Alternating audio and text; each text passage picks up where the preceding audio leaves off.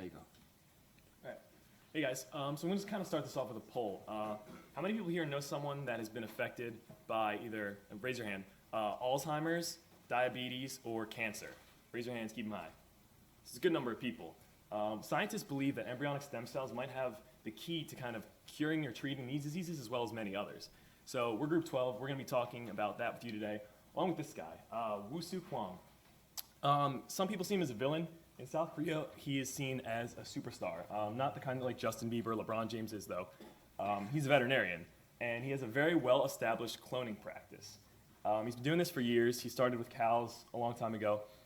But he has pretty ambitious goals, and he wanted to see if things like treating these diseases that we mentioned could be done in humans. So he moved to embryonic stem cells. To understand his research, though, we got to get a little background on embryonic stem cells. Obviously, they come from embryos. They're taken when they are in the blastocyst stage of development, and they're useful for treating diseases because they're not programmed. They're pluripotent, which means they don't have a specific job yet. They're not like eye cells or liver cells. They're just cells that you can induce to become almost anything that the body needs. So how do we get them? One way is through the leftover eggs from in vitro fertilization.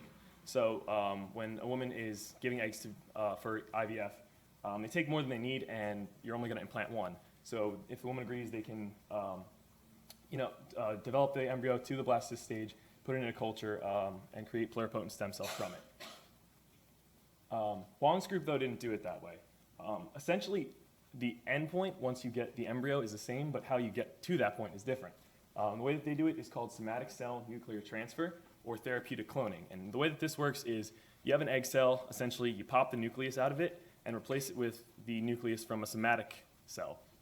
This works because that's 46 chromosomes, which would be the same as a fertilized gamete, and then you can use chemical or electrical stimulation to induce replication. We've got to be clear, though, because when we say therapeutic cloning, we don't mean making new organisms. It stops at that point when you're harvesting the stem cells. If you were to try to make a new animal by implanting the embryo in a uterus after that, that would be reproductive cloning, which is different. A lot of people think of that when they think of cloning, so got to get that clear right away. So why would Hwang and his group want to do this? Well, obviously, like we said, stem cells seem like they could have pretty big potential in curing diseases, but also these stem cells that would be clones of the donor, because the donor would be the recipient, would have a really, essentially zero risk of rejection upon transplantation. There would also be no need for immunosuppressive drugs because, like we said, they're essentially the person's own cells. But obviously, there's some problems with it.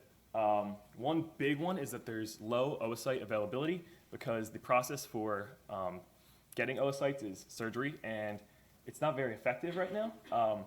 In addition, because of this, anybody in CSUM can tell you low supply equals high cost. And on top of all that, there's some ethical concerns with it by destroying embryos or playing God, as some people say. So now that we have this background, we can talk about Hwang's research. In 2004, he got 242 eggs, which is a lot, from 16 women, and using the somatic cell nuclear transfer method that we just talked about, he successfully cloned one stem cell line, which is really inefficient, but this is a huge deal because this is the first time this has happened. This is the first time someone has had success in cloning human somatic, or using SCNC.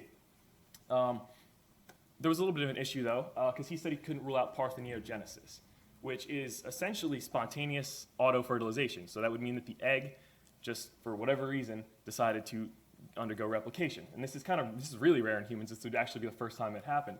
But this would be an issue because it would mean that the egg cells weren't clones of the somatic cell that he was going for, but rather they would just contain the maternal genome from the original egg.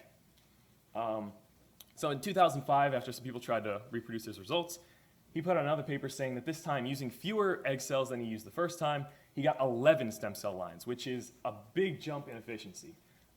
People were really stunned, but also kind of suspicious. It turned out that somebody, co-author of the paper, ended up saying, we kind of lied about the data. And some other investigations confirmed this, so all of his human data was faked. On top of all that, the way that he got his cells, which he claimed in his paper was volunteer donors, he actually paid some, and other ones he took from researchers in his lab. That raised some ethical concerns with disrespecting the autonomy of the patient because they might feel like they have to do it if they need the money or if their boss tells them to. And on top of all that, he pocketed some money. So why would he do this? What is the point? Well, he was under a lot of pressure, and some of those cloning experiments on cows that we mentioned earlier, he didn't really have some hard evidence for them, and they weren't really reproduced. Some of them only had pictures and media coverage. So he figured, if this was successful, he would shatter all doubts about him, and he would show people that he was the real deal. He also claims that he wasn't aware that he used some of the researchers' eggs, but it's a different story. Huang's attempted a comeback. So in 2007, his ban on human research was lifted, so he can get back in the game now if he wants. People in South Korea, like we said, see him as a hero, and they are one of the reasons why his lab's still running. They fund it. He maintains the fact that his NT1 stem cell line that he created was developed by therapeutic cloning, and he holds a Canadian patent for that line. But obviously, South Korea isn't the entire world. There's other things going on. No one's necessarily come close to replicating his research, but the UK is trying to solve the problem of not having enough egg donors. They have an egg sharing program that we're going to talk about in our propositions. In the US, some laws were recently passed encouraging stem cell research, but still federally funding any kind of cloning is not allowed. You can't get federal funds for using cloning research. With that, propositions. Okay, so for our propositions, we did